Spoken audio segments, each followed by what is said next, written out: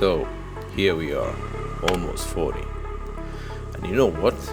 It's a bit wild. Not in the party all night kind of wild, but it's more like I just sneezed and pulled my back kind of wild. It's strange. One day you're 20, running around full of energy, eating whatever you want, bouncing back from anything. Then suddenly, bam, you wake up. Your knees crack like a bubble wrap. Your back feels like it's been carrying a boulder. And dairy?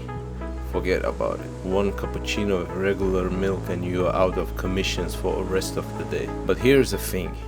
Yes, time flies, and yeah, it's kind of sad of how fast it goes. But at the same time, there is something beautiful about this age. You start really to understand yourself, what you like, what you don't like, what you need more of, and what you are better off leaving behind. You become wiser, not because you read all the books, but because life has handed you some real raw lessons. Some of us are just now discovering passions we never even considered before. We are picking up cameras, writing, painting, climbing, exploring, things that light a spark in us we didn't know existed. We realize time is precious, not in a cliche way, but in a deep soul level way.